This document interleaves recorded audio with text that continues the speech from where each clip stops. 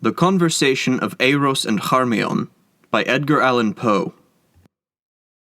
ᚠᚨᚺᚊᚚ᚟ᚏ, I will bring fire to thee. Euripides, Andromache. Why do you call me Eiros? So henceforward will you always be called. You must forget, too, my earthly name, and speak to me as Charmion. This is indeed no dream. Dreams are with us no more, but of these mysteries, anon. I rejoice to see you looking lifelike and rational. The film of the shadow has already passed from off your eyes. Be of heart and fear nothing.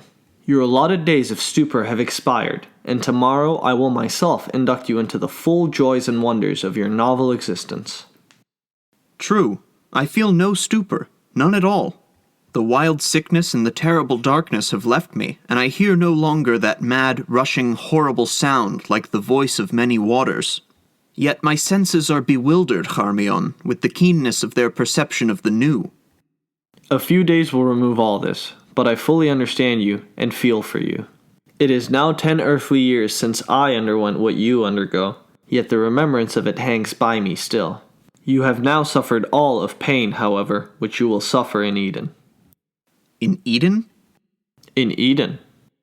O God, pity me, Charmion. I am overburthened with the majesty of all things, of the unknown now known, of the speculative future merged in the august and certain present. Grapple not now with such thoughts. Tomorrow we will speak of this. Your mind wavers, and its agitation will find relief in the exercise of simple memories. Look not around nor forward, but back. I am burning with anxiety to hear the details of that stupendous event which threw you among us. Tell me of it. Let us converse of familiar things, in the old familiar language of the world which has so fearfully perished. Most fearfully, fearfully. This is indeed no dream. Dreams are no more. Was I much mourned, my Eiros? Mourned, Charmion? Oh, deeply. To that last hour of all there hung a cloud of intense gloom and devout sorrow over your household. In that last hour, speak of it. Remember that beyond the naked fact of the catastrophe itself, I know nothing.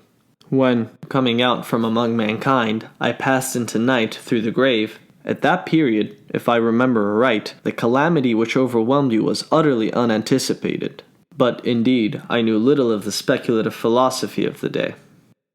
The individual calamity was, as you say, entirely unanticipated, but analogous misfortunes had been long a subject of discussion with astronomers.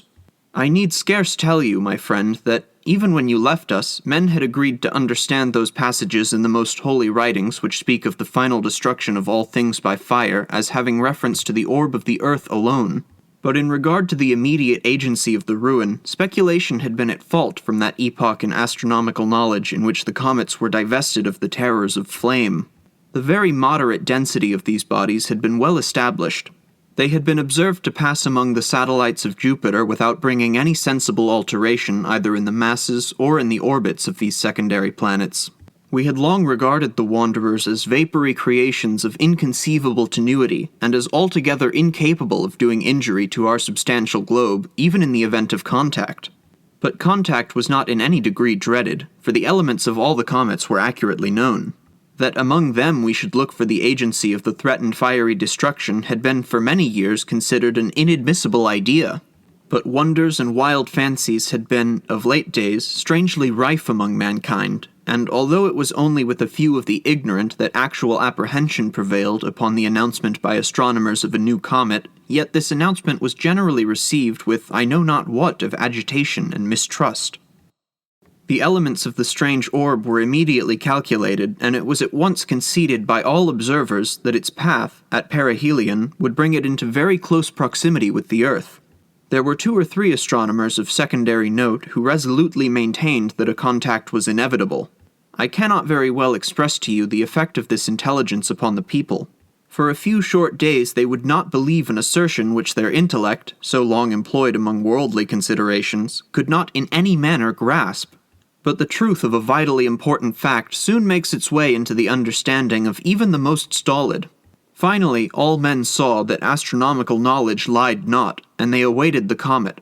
Its approach was not, at first, seemingly rapid, nor was its appearance of very unusual character. It was of a dull red and had little perceptible train. For 7 or 8 days we saw no material increase in its apparent diameter, and but a partial alteration in its color. Meantime, the ordinary affairs of men were discarded, and all interests absorbed in a growing discussion instituted by the philosophic in respect to the cometary nature.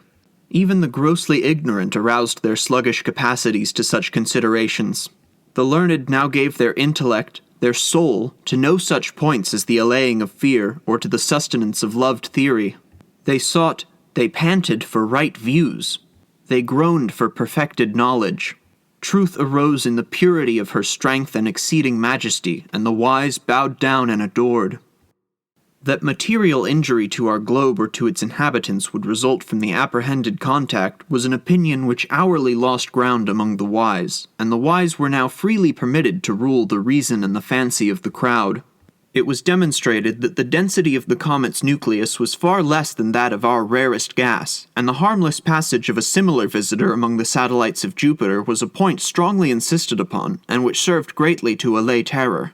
Theologists, with an earnestness fear enkindled, dwelt upon the biblical prophecies, and expounded them to the people with a directness and simplicity of which no previous instance had been known.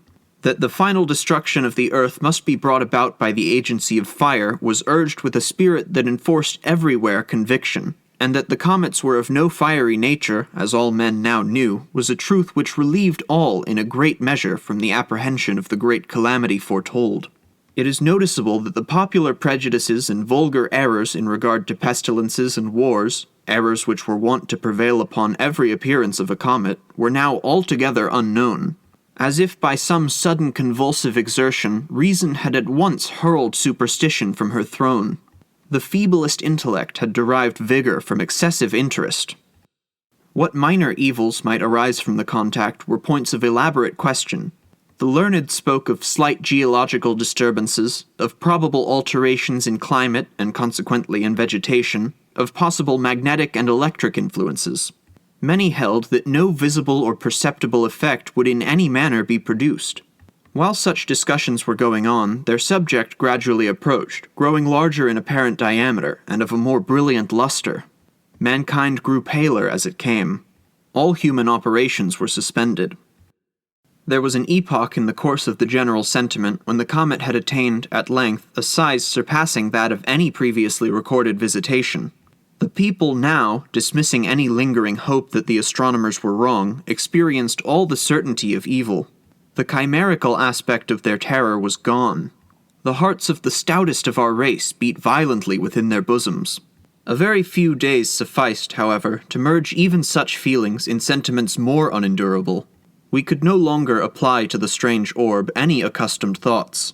Its historical attributes had disappeared. It oppressed us with a hideous novelty of emotion. We saw it not as an astronomical phenomenon in the heavens, but as an incubus upon our hearts and a shadow upon our brains. It had taken, with inconceivable rapidity, the character of a gigantic mantle of rare flame, extending from horizon to horizon. Yet a day, and men breathed with greater freedom. It was clear that we were already within the influence of the comet, yet we lived. We even felt an unusual elasticity of frame and vivacity of mind. The exceeding tenuity of the object of our dread was apparent, for all heavenly objects were plainly visible through it. Meantime, our vegetation had perceptibly altered, and we gained faith from this predicted circumstance in the foresight of the wise. A wild luxuriance of foliage, utterly unknown before, burst out upon every vegetable thing. Yet another day, and the evil was not altogether upon us. It was now evident that its nucleus would first reach us. A wild change had come over all men, and the first sense of pain was the wild signal for general lamentation and horror. This first sense of pain lay in a rigorous constriction of the breast and lungs, and an insufferable dryness of the skin. It could not be denied that our atmosphere was radically affected. The conformation of this atmosphere and the possible modifications to which it might be subjected were now the topics of discussion. The result of investigation sent an electric thrill of the intensest terror through the universal heart of man. It had long been known that the air which encircled us was a compound of oxygen and nitrogen gases, in the proportion of 21 measures of oxygen and 79 of nitrogen in every 100 of the atmosphere. Oxygen, which was the principle of combustion and the vehicle of heat, was absolutely necessary to the support of animal life, and was the most powerful and energetic agent in nature. Nitrogen, on the contrary, was incapable of supporting either animal life or flame. An unnatural excess of oxygen would result, it had been ascertained, in just such an elevation of the animal spirits as we had latterly experienced. It was the pursuit, the extension of the idea, which had engendered awe. What would be the result of a total extraction of the nitrogen? A combustion irresistible, all-devouring, omniprevalent, immediate. The entire fulfillment, in all their minute and terrible details, of the fiery and horror-inspiring denunciations of the prophecies of the Holy Book. Why need I paint, Charmion, the now disenchained frenzy of mankind? That tenuity in the comet which had previously inspired us with hope was now the source of the bitterness of despair. In its impalpable gaseous character we clearly perceived the consummation of fate. Meantime, a day again passed, bearing away with it the last shadow of hope. We gasped in the rapid modification of the air. The red blood bounded tumultuously through its strict channels. A furious delirium possessed all men, and, with arms rigidly outstretched towards the threatening heavens, they trembled and shrieked aloud. But the nucleus of the destroyer was now upon us. Even here in Eden I shudder while I speak. Let me be brief as the ruin that overwhelmed.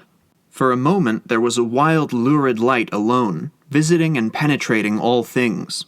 Then, let us bow down, Charmion, before the excessive majesty of the great God.